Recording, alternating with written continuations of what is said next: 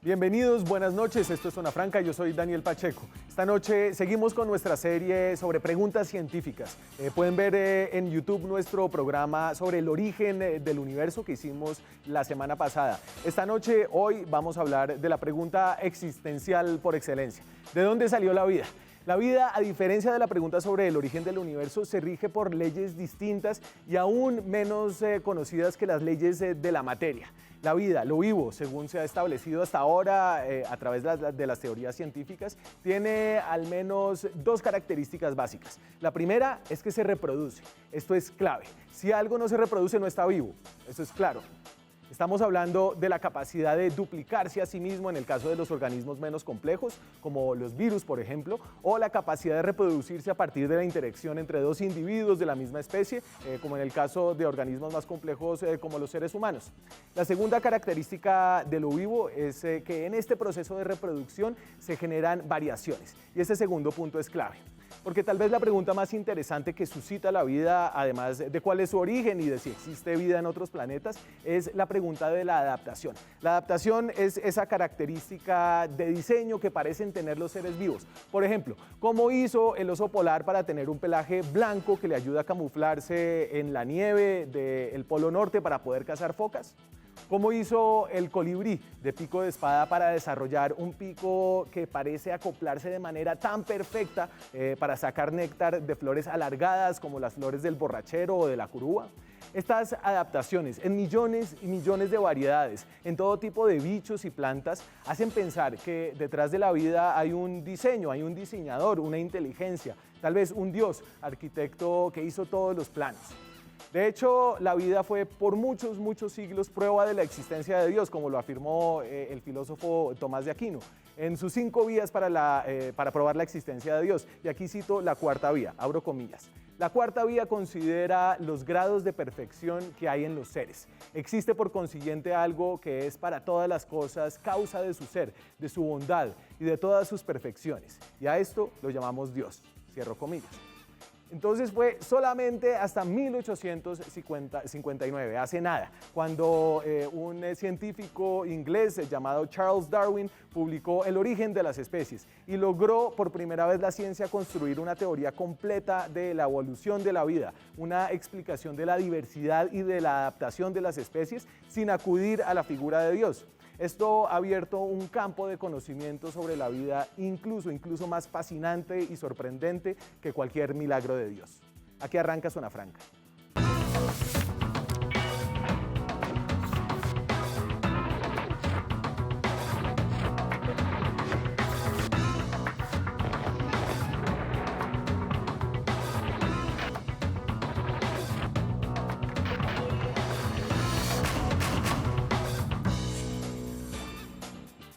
Y es un refresco hablar de temas distintos. Hoy viernes, temas científicos en esta serie de 3 programas que vamos a hacer en Zona Franca. Uno sobre el origen del universo, que lo hicimos la semana pasada. Otro sobre el origen de la vida, que lo hacemos hoy. Y uno próximo sobre el origen del hombre, más específicamente nosotros. Para hablar del origen de la vida aquí y tal vez en otros planetas, me acompañan 2 científicos. Yael Méndez es microbióloga. Su área de especialidad son los organismos extremófilos, creo que así se dice, y las aplicaciones astrobiológicas que tienen esos organismos. Ha sido investigación, trabajó en el proyecto de investigación de la estación de Marte, y ahorita ya me explica un poquito más de eso, y en la misión colombiana a Marte. ¿Qué tal, Yael? ¿Cómo está? Hola, Daniel, ¿cómo estás? Y su copanelista esta noche es el geólogo Javier Suárez, es investigador sobre todo, y su área de experticia son los datos satelitales para interpretar lo que está pasando en Plutón, y es experto en ciencias planetarias. ¿Cómo está, Javier? Hola Daniel, mucho gusto, gracias por la invitación. Bueno, entonces creo que cuando nos preguntamos acerca del origen de la vida, obviamente está la pregunta de si hay vida por fuera del planeta, pero todo lo que sabemos acerca de la vida lo conocemos acerca de la vida en el planeta Tierra, ¿cierto? Entonces, Yael, me imagino que las cosas que ustedes investigan acerca de si hay vida en otros planetas dependen del acumulado de conocimiento que hemos adquirido sobre cómo se originó la vida en la Tierra. Sí, exactamente. Nosotros primero tenemos que conocer cómo se da la vida en la Tierra, y con estas con estos soportes poder mirar cómo podría darse esa vida en otros planetas. ¿Y qué han encontrado en ese sentido? Es decir, ¿cuáles son las señales de vida que conocemos surgieron aquí en el planeta Tierra para saber si hay tal vez vida en otros planetas? Bueno, hay varios puntos clave que tenemos que tener en cuenta para que se origine la vida. Uno de ellos es la fuente de compuestos orgánicos para que surja la vida. También se debe ver cómo es el origen y evolución de las biomoléculas, lo que tú estabas mencionando ahorita de la evolución de las especies, eso también aplica, pues digamos, en evolución de las moléculas. Y es necesario conocer cuáles son estas estructuras químicas y sus reacciones, así poder ver cómo se formó los ácidos nucleicos, como el ADN, el ARN, que son los que son capaces de transmitir el material genético y que pueda darse esa variabilidad que tú mencionabas también. Ajá. También... Sí. Dime. Siga. Perdón. Sí, cómo se producen las proteínas, los azúcares, los lípidos, que son las macromoléculas que fundamentan la vida como tal. Y otro punto muy importante es la traducción de energía, o sea, cómo se da la transferencia de energía para que esas moléculas se activen y se pueda dar esa transformación química necesaria para que esos procesos de la vida inicien. Y Javier, y entonces, a ver, yo me imagino que a uno le enseñan más o menos que los bloques de la vida, la vida es toda construida a partir de carbono o lo orgánico, digamos, que es característicamente viviente, y la vida, y esto es tal vez más intuitivo, necesita agua. Y tal vez elementos así son de los cuales ustedes los expertos en ciencias planetarias están pendientes no solamente en la Tierra y en el origen de la vida acá, sino en otros planetas. Sí, exactamente, Daniel. Eso que dices es muy importante, es uno de los componentes necesarios para la vida, que podemos llamarlo la disponibilidad de nutrientes. Entonces, por ejemplo, tú mencionabas la vida que conocemos acá en la Tierra, que pues evidentemente es la vida que primero vamos a intentar buscar afuera, es una vida basada en carbono. Entonces vamos a necesitar, en principio, la presencia de carbono. Además de eso, pues vamos a necesitar otro montón de cosas, fósforo, nitrógeno, oxígeno, son cosas que son innatas a la vida, que necesita la vida para poder generar sus procesos biológicos. También otra cosa importante y que pues a veces se suele pasar por alto es que los metales también son parte importante de nuestros cuerpos, cosas como el hierro hace parte de nuestra sangre, ¿cierto? Entonces pues los metales también llegan a jugar un papel interesante en la formación de la vida. Y aquí algo interesante de todo esto es que no en todo el universo vamos a encontrar esta sopa de nutrientes, esta sopa de materiales necesarios para generar la vida. Entonces, como tú dices, eso va a ser una de las primeras cosas que nosotros vamos a buscar. Si estamos buscando vida en otro planeta, entonces vamos a necesitar que tengan estos compuestos, estos nutrientes, y pues que por supuesto van a estar relacionados a las rocas que hay en ese lugar. Entonces ahí entra a la geología. Y esto, digamos que la vida necesariamente gira alrededor del carbono del agua, o por ejemplo, Yael, usted que estudia los organismos extermófilos, que son organismos que viven en ambientes extremos, se podría pensar, por ejemplo, que en el Sol, que es una bola de fuego que está a muchos millones de grados centígrados y donde hay solamente, entiendo yo, pues sobre todo hidrógeno y helio, podría ser posible encontrar una célula totalmente distinta, un organismo totalmente distinto a lo que conocemos como vida ahí, o eso está descartado. Pues digamos que en el Sol como tal las temperaturas son muy altas, entonces eso limita pues que se pueda encontrar vida, pero existen unas zonas de habitabilidad que están en los sistemas solares precisamente, que se encuentran, pues las llaman también zona de vesitos de oro, que tienen las condiciones adecuadas para que se pueda generar la vida y esta pueda prosperar. Y no solamente vamos a buscar moléculas orgánicas, sino también podemos encontrar rastros de minerales, estructuras macro y microscópicas que nos permitan pues determinar biomarcadores, que quiere decir que son indicios de que la vida estuvo o está allí, así no la podamos ver. También gases, isótopos. Entonces, ustedes y en todas las ciencias planetarias, los astrobiólogos, digamos, que son como esta especialidad de personas que están buscando vida en otros planetas, están buscando señas como cañones grandes que hablen de la existencia antigua de la presencia de agua, tal vez. ¿Cierto, Javier? O en el caso, por ejemplo, de lo que pasó en Venus, que son otro tipo de consecuencias de la vida. No es que ustedes estén buscando a los marcianos, digamos, o a la vida en sí, sino señales de esa vida. Sí, exactamente. Entonces, uno podría, digamos que nosotros lo que hacemos es buscar distintos tipos de señales y dependiendo de su complejidad o digamos de qué tan visibles son, pues uno va a tener una mayor idea de si se trata algo que está vivo o no. Entonces, te pongo el ejemplo más sencillo, serían los fósiles. Los fósiles es algo que tú puedes sacar de una roca directamente, puedes ver estructuras orgánicas, puedes ver básicamente el organismo en sí mismo. Entonces, digamos que no te queda una duda de que en ese lugar de la Tierra, hace tantos millones de años, existió un ser vivo. ¿Qué pasa? Hay otra serie de señales, son cosas que se conocen como bioseñales, que nos permiten a nosotros saber si hubo vida sin necesidad de encontrar fósiles directamente.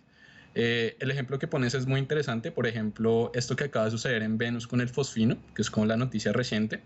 El fosfino no es necesariamente ninguna parte de una bacteria ni nada por el estilo, pero es un resultado metabólico de la existencia de esa bacteria. Entonces, esa es otra forma de intentar encontrar vida. Entonces, tú puedes intentar buscar ese tipo de bioseñales. En Marte también se ha intentado hacer lo mismo. Cuando nosotros miramos las atmósferas de otros planetas, eso también se busca. Te pongo un ejemplo, por ejemplo, de planetas extrasolares. Ahora es un tema que también se está tratando y para intentar empezar a dimensionar si podría haber vida en otros lugares, pues una forma es mirar sus atmósferas. Si nosotros encontramos un planeta extrasolar con una atmósfera rica en oxígeno molecular aquí como en la Tierra, o con vapor de agua, pues eso nos va a dar ciertos indicios, Claro. nos va a apuntar a que vamos a encontrar, a que podría haber vida ahí, ¿cierto? No lo podemos comprobar porque no es tan directo como un fósil, pero nos dan señales. Claro, yo me imagino, Yael, que debió haber sido tal vez agridulce la noticia del fosfino en Venus, ya que usted es una experta en Marte y se la ha jugado por Marte. Venus es un planeta de nuestro sistema solar, uno de los que está más cerca, pero Venus tenía unas condiciones que se parecía, no eran conducentes a la vida, ¿no? Entiendo, Venus tiene una gravedad muy alta, es cuántas veces mayor que la de la Tierra, tiene unas condiciones de temperatura también muy extremas. Sí, las temperaturas de Venus son bastante altas. También tiene nubes de ácido sulfúrico, que pues también la hacen nocivas, y es un ambiente totalmente tóxico. Entonces, pues se esperaría o se hubiera esperado que se encontrara algo similar en Marte, o primero en Marte, pero pues estamos muy contentos en realidad de que haya sucedido en Venus. Lo que quiero aclarar es que no es un indicio de que ya hayan encontrado vida, sino solamente es un compuesto que puede ser indicativo de que se genere por formas bióticas. Claro, aquí voy a poner en pantalla simplemente unos daticos de ese hallazgo reciente, un hallazgo emocionante de esta semana. Y entonces son nubes de fosfina encontradas en las nubes de Venus, que es un gas que se relaciona con la materia orgánica en descomposición. Lo han equiparado a los pedos o a la podredumbre de la materia orgánica y se halla sobre todo en criaturas vivas y eso es importante porque uno no puede, nadie ha ido a Venus, ¿cierto? Pero sí podemos a través, eso lo hacen Javier, es cuando Venus pasa por enfrente al Sol. Esas ondas que nos llegan cuando Venus pasa por enfrente al Sol tienen distintas amplitudes de onda y es así que ustedes logran determinar qué podrían contener esas nubes, ¿cierto? Más o menos eso. Sí, exactamente. Básicamente lo que sucede es que todos los planetas reflejan la luz que les llega del Sol. Lo mismo pasa con la Tierra, lo mismo pasa con Plutón, con Marte. Y esa luz que se nos refleja va a tener un patrón distinto dependiendo del elemento o del compuesto que encontremos en ese lugar en específico. Entonces, cada elemento, cada compuesto va a tener un patrón de luz, va a reflejar la luz de manera diferente dependiendo de su composición. Entonces, básicamente, eso fue lo que se hizo. Se apuntaron 2 telescopios muy potentes hacia Venus.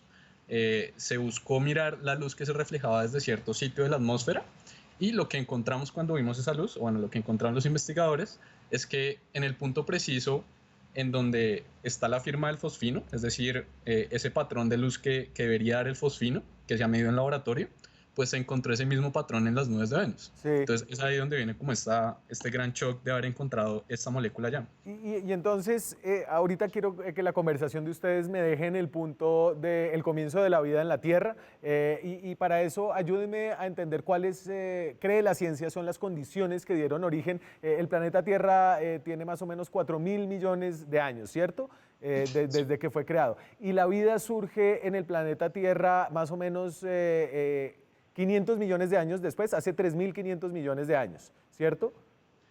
Sí, el planeta Tierra surge hace 4.600, para ser más exactos. Sí.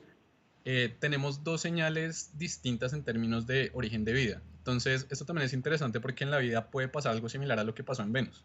Los primeros fósiles como tal los tenemos hacia aproximadamente 3.800 millones de años, pero hay señales, hay bioseñales, algo similar a esto que pasó con el fosfino, en las rocas de hace 4.100 millones de años. Entonces la vida podría ir un poco más atrás de lo que se pensaba hace algunos años. Y ya ¿cuál es esa sopa primordial? Y aquí entiendo, hay varias teorías y esto no está para nada concluido, pero hay teorías que hablan de, por ejemplo, corrientes eléctricas, rayos que cayeron en una sopa vital que generaron una sustancia que se empezó a autorreplicar, o incluso asteroides que trajeron esa primera semilla de la vida desde otros planetas. ¿Cuál es como el panorama y el estado del arte ahí? Sí, pues digamos que teorías del origen de la vida, como la teoría de Oparín, habla del caldo primitivo, pero entonces lo que yo te mencionaba de que es importante también conocer los compuestos, que haya una energía que, o sea, se traduzca o se genere, que active esas moléculas o esos compuestos. También algo muy importante es el solvente, pues el solvente universal, que pues digamos no es tan universal en este momento, pero para la Tierra sería el agua.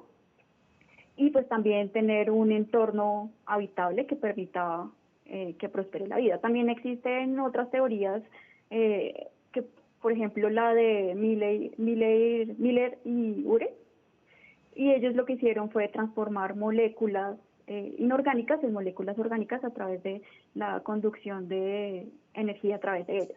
Entonces es básicamente los cambios moleculares que se dan químicamente para que se pueda generar estos procesos de vida.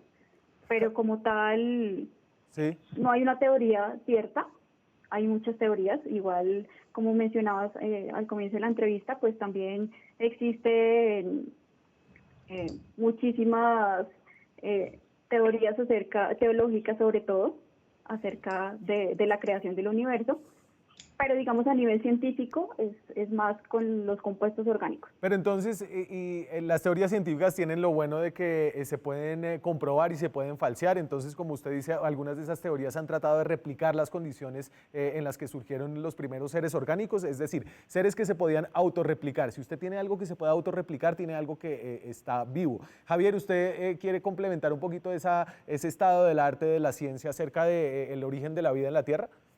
Sí, me gustaría comentar algo con respecto a lo que hablaba Yael acerca de la energía. En estos momentos la geobiología, que es la combinación de aspectos geológicos y biológicos, está dando muchas luces al respecto. Entonces te pongo un ejemplo.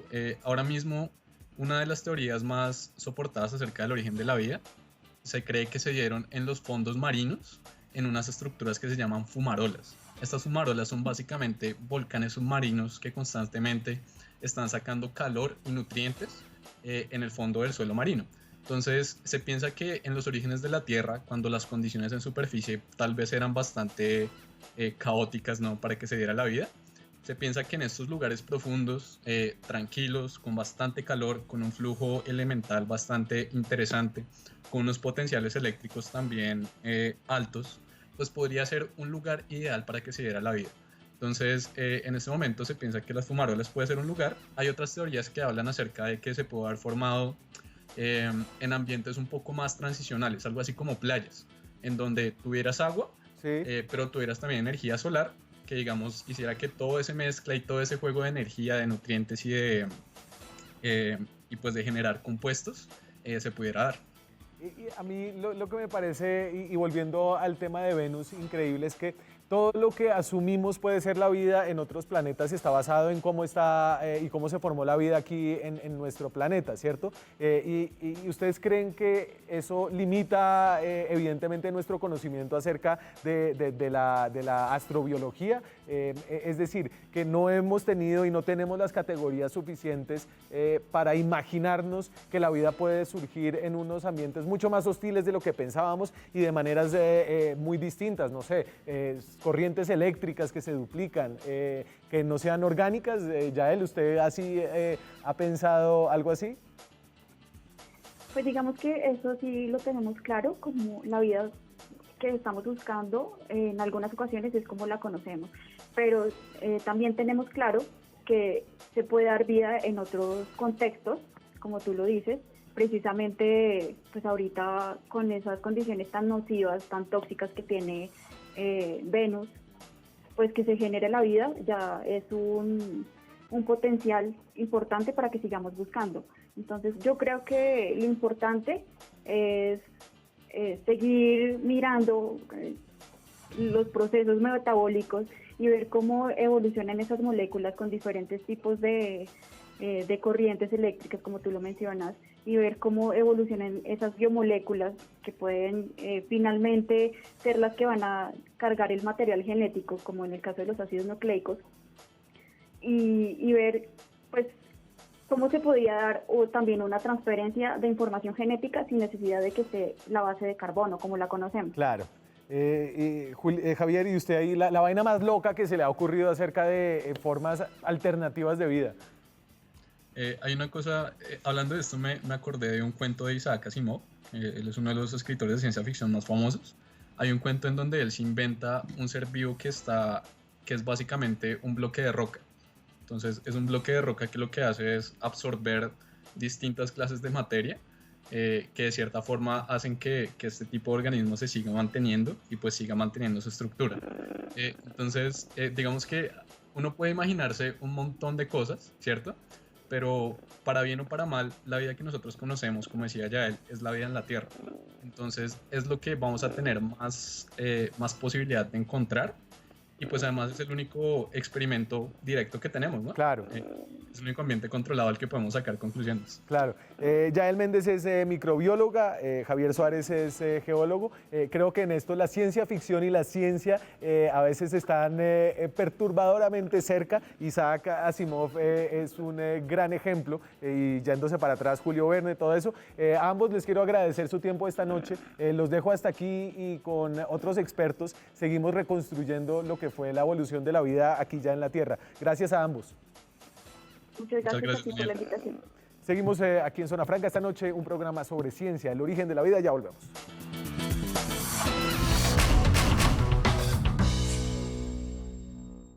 Seguimos en Zona Franca esta noche hablando de ciencia, de las preguntas realmente importantes de la vida, como cuál es el origen de la vida en este planeta, por ejemplo. La ciencia ha determinado la siguiente línea de tiempo. Y solamente esta línea de tiempo ya es un avance propiamente científico que surge de contradecir lo que nos dijeron los textos sagrados por muchos años. Creo que los textos sagrados, si uno sumaba los años de Matusalén y del siguiente, no le daban a uno más de 6.000 años que tenía la vida en la Tierra en general y la vida en la Tierra además. Sin embargo, los científicos han encontrado que la Tierra tiene 4.600 millones de años. Es difícil entender esa magnitud, 4.600 millones de años. Ahí se origina el planeta Tierra más o menos como lo conocemos. Luego pasa una cantidad de tiempo en que es una roca estéril que gira alrededor del Sol. Pasan más o menos 1.000 millones de años hasta que hace 3.500 millones de años surgen los primeros organismos unicelulares. Estamos hablando de cosas incluso más sencillas que las células que nos componen a nosotros los seres humanos. Células procariotas, si se acuerdan por allá de biología del colegio. Nosotros estamos formados de células eucariotas. Las células, primeras células, siguen básicamente igual mucho tiempo. Estamos hablando de casi 2.000 millones de años, hasta que hace 2.000 millones de años surgen los organismos multicelulares. Aún estamos hablando de organismos muy sencillos en esta sopa primigenia. Luego, hace 550 millones de años más o menos, empiezan a aparecer los animales más complejos. Las plantas y los hongos, algunos de los cuales creo yo existen hoy en día, surgen hace 500 millones de años. Y nosotros, los seres humanos, somos un parpadeo en la historia de este planeta Tierra. El humano moderno existe, se cree, hace alrededor de 200.000 años. Hay un debate amplio alrededor de eso. Para seguir hablando del origen de la vida en la Tierra, me acompañan Julián Corzo, que está aquí en Bogotá, está haciendo un doctorado en la Universidad Nacional, es geólogo, está especializado en microorganismos. Me tiene que ayudar aquí, Julián. ¿Microorganismos qué? Endolíticos y su aplicación a la astrobiología. ¿Y qué es un microorganismo endolítico? Básicamente son todos los microorganismos, pueden ser bacterias, pueden ser líquenes, pueden ser arqueas, que obtienen todos sus requerimientos nutricionales, o sea, se pueden alimentar y pueden vivir dentro de las rocas o de los minerales. También nos acompaña el profesor Jorge Zuluaga desde Medellín. Jorge Zuluaga es profesor de astronomía y física, es un divulgador científico, como pueden ver. Déjese ver la camiseta, profe.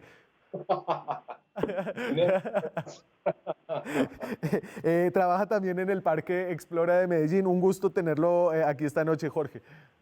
Un placer, Daniel, gracias por la invitación. Saludos a Julián y a todos los que nos escuchen. Venga, entonces, saludos, Jorge. Empecemos por el comienzo. Ayúdenme ustedes, y lo hablaba con mis anteriores invitados, pero esa chispa, dura el planeta Tierra más o menos 1.000 millones de años siendo una roca estéril. ¿Qué es lo que hace esa primera chispa? Julián. Listo, Daniel, muchas gracias por invitarme. Ok, pues sabemos que la Tierra se formó hace 4.600 millones de años y las primeras evidencias de vida que tenemos son de hace 4.100 millones de años. Se encuentra materia orgánica en un mineral que se llama zircón. Entonces, con base en esto, ya podemos saber que esa materia orgánica posiblemente se dio a partir del origen de la vida. No sabemos como tal qué fue lo que la impulsó, ese paso de moléculas orgánicas a un ensamblaje mucho más complejo de lo que nosotros llamamos vida. Ahí se le cayó un momentico el audio.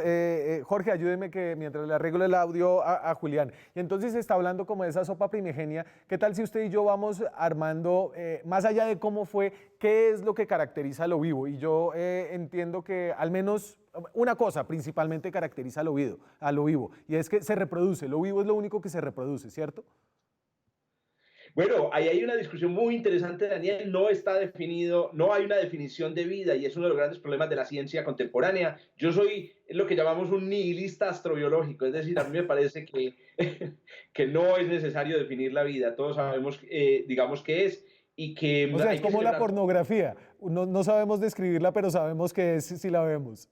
Es correcto. Incluso, es una frase incluso de Aristóteles, pero la reproducción no es, ¿sabes por qué, Dani? Porque el juego también se reproduce, los remolinos en las quebradas también se reproducen. Hay una cosa que es, hay varias cosas que son importantes en la vida, pero yo diría que hay dos elementos claves. Uno es que la vida lucha contra las leyes, o sea, parece que contradice la ley de la física. Hay una ley de la física muy importante que se llama la segunda ley, que dice que las cosas tienden a desordenarse. Sí, la ley de la termodinámica, la segunda ley de la termodinámica. La segunda ley de la termodinámica. Pues la vida es al contrario. En la vida es al contrario. O sea, cuando tú tomas un papel y lo echas al fuego, se convierte en cenizas, ¿cierto? Tomas una materia muy organizada, el papel, y se convierte en materia muy desorganizada, en cenizas. Pero la vida coge cenizas y las convierte en materia organizada. Por ejemplo, yo me comí esta mañana un banano, pues que es una, no sé, materia bastante, digamos, organizada, pero en realidad es más despelotada que yo, y convertí ese banano en ideas, en novelas, en hablar. Entonces miren que la vida lucha contra la segunda ley, y esa es una propiedad muy única de la vida. Y entonces yo siempre digo que el tema de la reproducción es importante porque es la reproducción lo que ayuda a explicar que la vida se vaya organizando. Es decir, empezamos con esta forma de vida muy primitiva. Juanse, ¿ya tengo a Julián o todavía está caído?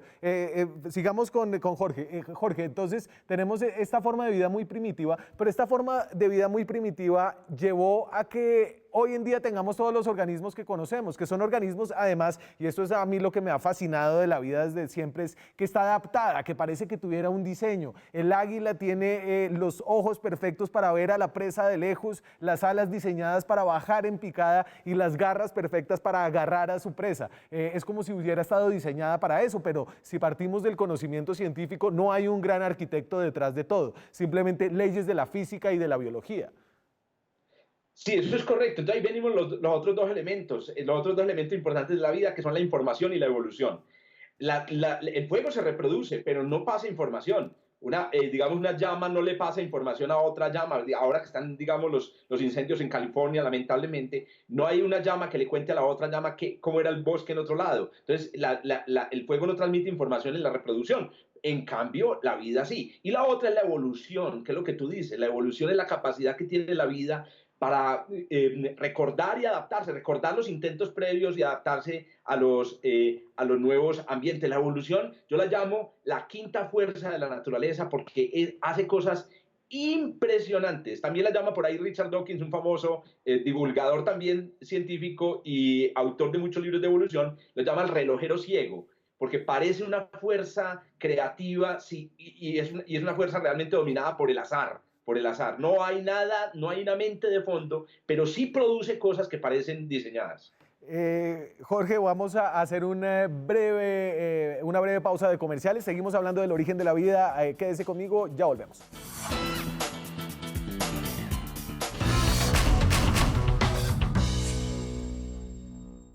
Seguimos en Zona Franca esta noche hablando del origen de la vida, que empezó de una manera muy sencilla. Era un organismo primigenio, todavía no sabemos exactamente cómo era, pero definitivamente era muy sencilla y la vida se ha ido complejizando. Y aquí la figura del árbol de la vida tal vez es útil. Este es, por ejemplo, el camino de las plantas, desde esa primera cosa hasta las plantas que tienen flor, que surgen hace relativamente poco. Luego el árbol de los hongos, que es lo que... Ahí viene el de los hongos, que es el que los reinos animales, ese es el segundo reino, los reinos de la vida, creo. Y bueno, y el reino animal, que sí está lleno de diversidad de bichos, las anémonas, gusanos, insectos, crustáceos, mamíferos, vertebrados, invertebrados, y nosotros también hacemos parte de ese árbol de la vida.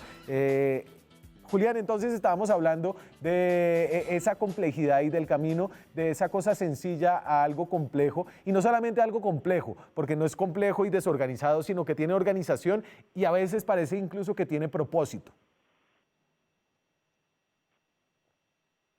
Julián. Sí, te estoy escuchando. Sí. Recoja ahí, entonces tiene propósito y uno dice, bueno. No, pues que venga, es que el ojo fue diseñado por alguien para ver, y ese alguien tuvo que haber sido alguien inteligente que sabía para qué era, pero los científicos y los biólogos evolucionistas dicen, no, no es así, señor, ¿por qué? Exacto, bien, resulta que la evolución como la planteó Darwin implica que hay una presión ambiental que hace que ciertas características de un organismo tiendan a atenuarse y a representarse fenotípicamente, ¿cierto? Entonces, por ejemplo, la aparición del ojo, que veníamos desde el origen de la vida, al principio tenían que ser células fotosensibles, es decir, que podían capturar una buena parte de la luz solar y por ahí se guiaban para ir a la superficie y de pronto conseguir comida o estar más cerca de la superficie o del oxígeno.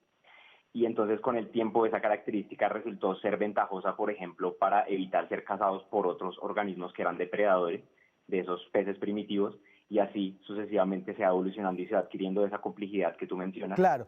Y ahí, Julián, la geología es clave, porque la geología, y Darwin no habría podido formular la teoría de la evolución sin este señor, ¿cómo se llamaba? ¿Lyell?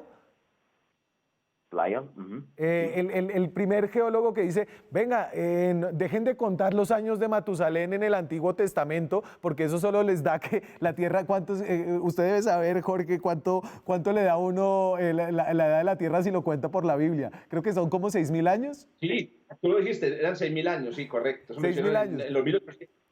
Pero entonces aparece este señor, este geólogo, y Julián, y dice, no son 6.000 años, señores, esta roca lleva muchos miles de millones de años dando vueltas al Sol, y eso es importante porque nos abre una nueva perspectiva de tiempo, ¿cierto? Así es súper clave porque para nosotros la primera vez que se supo la edad real del planeta Tierra en realidad se hizo datando rocas lunares, y eso se hace porque las rocas, en el momento en el que se enfrían, cuando son rocas de afinidad volcánica, al enfriarse los minerales quedan con una firma isotópica que de un mineral, de un elemento que con el tiempo va decayendo y se va convirtiendo en otro elemento. Entonces, cuando miramos la proporción entre esos dos elementos, podemos saber la edad exacta y el tiempo que se demoró ese elemento dentro del mineral en descomponerse, y así sabemos que la Tierra tiene 4.600 millones de años. Increíble, la ciencia es una berraquera.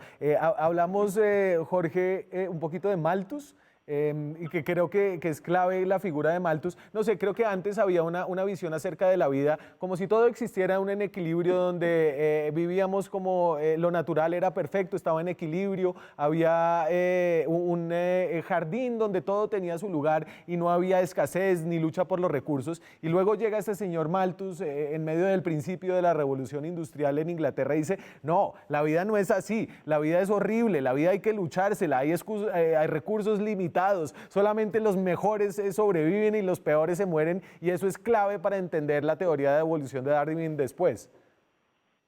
Sí, efectivamente, la idea de la evolución es una idea realmente más antigua que Darwin, en el sentido que tú lo mencionas. La idea es que si hay un ambiente en el que hay un límite de recursos, pues entonces en algún momento alguien tiene que morirse de hambre. ¿Y quién se muere de hambre? Pero aquí hay un detalle muy importante que va más allá de Malthus, porque había otra teoría, que era la teoría de Lamarck, que estaba también compitiendo con la teoría de Darwin, y es la siguiente. Y ahí es donde uno empieza a entender por qué no hay un propósito en la evolución, porque no hay una mente detrás de la evolución. Imagínate que tienes, por ejemplo, unos osos que viven los osos, digamos, polares en este momento, están viviendo en un ambiente que está limitado de recursos porque está derritiendo el hielo, y resulta que un día ellos no tienen, nadie les está diciendo, vea, se está acabando los recursos, tienen que cambiar, y un día uno de ellos, digamos, nace con la capacidad para nadar, una capacidad para nadar increíble.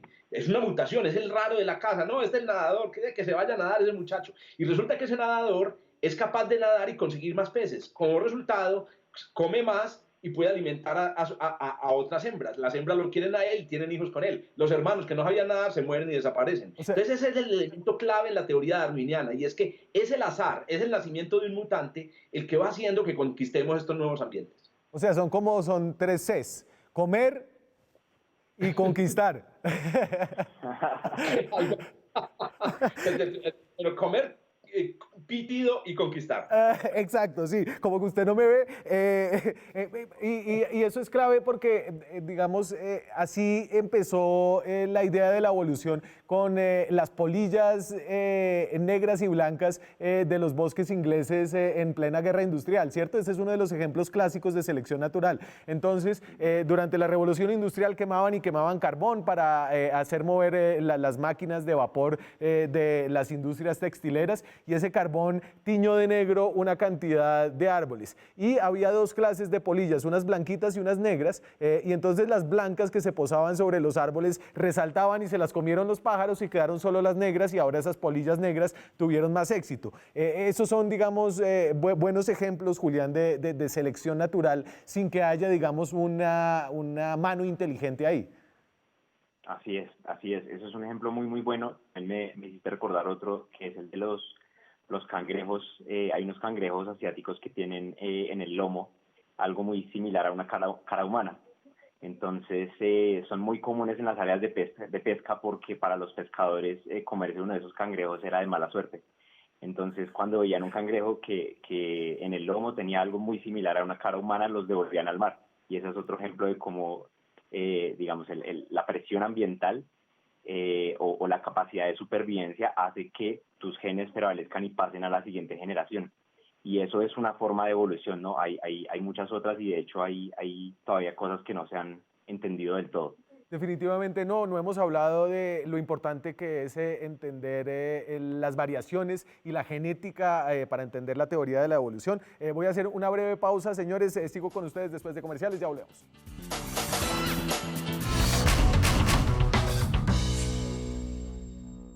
Seguimos en Zona Franca, gracias por quedarse con nosotros. Hoy hablamos de la pregunta existencial por excelencia, ¿cuál es el origen de la vida y cómo llegamos a ser y todo lo que está a nuestro alrededor, lo que es hoy en día? El otro día, Jorge, estaba leyendo y es increíble lo poco que aún sabemos de todo esto. Las flores son de hecho una adaptación muy reciente, ¿cierto? Las flores que nosotros pensamos han estado ahí desde siempre, surgieron hace muy poquitos años.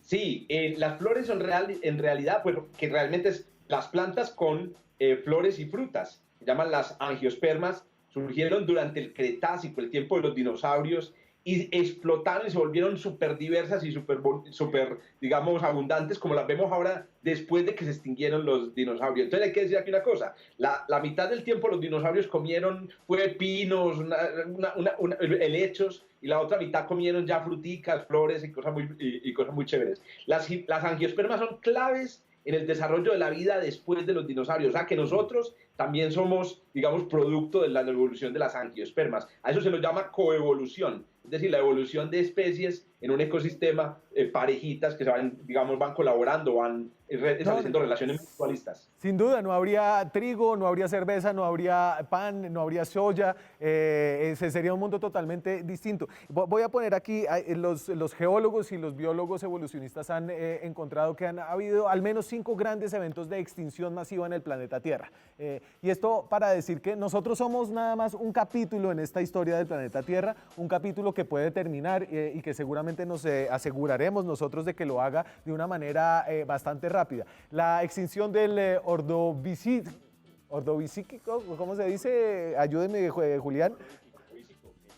El ordovícico silúrico. Ordovícico. Hace 445 millones de años, la extinción del Devónico, del Pérmico, del Triásico, y no hemos llegado ni siquiera a la del Cretácico, que fue la de los dinosaurios hace 66 millones de años. Se cree que se extinguieron 75% de las especies que había en ese momento por el impacto de un asteroide que cubre a la Tierra de una nube de polvo y genera un frío enorme que hace que se extingan una cantidad de especies. Una de esas extinciones, entiendo yo, no sé si es la del Devónico, es que hay una cantidad de erupciones volcánicas que prenden digamos como unas minas, no unas minas, el carbón que estaba entre la tierra, y eso genera también una explosión de CO2. Y todo esto para decir como nosotros no somos un resultado necesario de la evolución, sino más bien tal vez un resultado accidental, ¿o no, Julián? Sí, de hecho, ahora que mencionabas esto de las extinciones, para complementar un poco, muchas de las grandes extinciones masivas están relacionadas con eventos volcánicos. Por ejemplo, la extinción del Pérmico-Triásico está relacionada con las trampas de Siberia, que son unos flujos de lava, tenemos ascenso de material magmático en la superficie del planeta Tierra, y esto genera muchos cambios atmosféricos. No es solamente que empieza a quemar los bosques o la zona vegetal, sino que las lavas volcánicas empiezan a arrojar dióxido de carbono, dióxido de azufre, y el dióxido de carbono, como sabemos, es un gas de efecto invernadero que lo que hace es que deja entrar radiación solar de energía. Esta entra a la superficie de la Tierra, pero no la deja salir de vuelta al espacio. Entonces el planeta empieza a calentarse mucho más. Además está el dióxido de azufre, que es un gas venenoso, y que cuando se empieza a mezclar con el agua también empieza a formar lluvia ácida y empieza a acidificar los ríos, empieza a acidificar los océanos. Entonces tenemos una cadena de muerte en masa, ¿verdad? Empiezan a suceder muertes en todos los ambientes que nosotros tenemos. Y al final esto resulta en que cuando un grupo de organismos muy, muy exitoso, como lo eran los dinosaurios, muere, termina permitiendo a un grupo más pequeño y menos exitoso en ese momento, que eran los mamíferos, eran roedores muy pequeños, empiezan a proliferar y empiezan a tener éxito en ambientes en nichos ecológicos que antes ocupaban los dinosaurios. Entonces, es por eso que todo termina siendo un azar, pero para nosotros, en últimas, fue muy beneficioso. Venga. Para nosotros como especie humana. Y Jorge, démosle un poco de cariño a los mamíferos, a nosotros y todos nuestros congéneres. Esto es un género de los mamíferos, ya que el próximo programa que voy a hacer es sobre el origen del hombre, pero nos vamos a dar un programa entero para nosotros. Pero entonces el surgimiento de los mamíferos tienen esas características que maman, es decir, que toman leche de la madre en su crianza, tienen pelo, tienen sangre caliente, son vertebrados. ¿Qué es eso propio del mamífero? El mamífero tiene además otras características y una de las más importantes es la corteza cerebral, es decir, la parte externa del tejido cerebral que no aparece en otros grupos. Los mamíferos originalmente realmente venimos de antepasados reptilianos. Entonces, esa corteza cerebral parece que crea una diferencia importantísima en el procesamiento de información ambiental, que hace que a partir de, digamos, estos primeros mamíferos que se diversificaron después de la extinción del Cretácico-Paleógeno, donde quiero aclarar una cosa ahí para hacer una aclaración para siempre. Los dinosaurios nunca se extinguieron, los dinosaurios están entre nosotros. Los que se extinguieron fueron dinosaurios no aviares. Pero todas las aves son dinosaurios. Claro. Y los reptiles también, ¿no?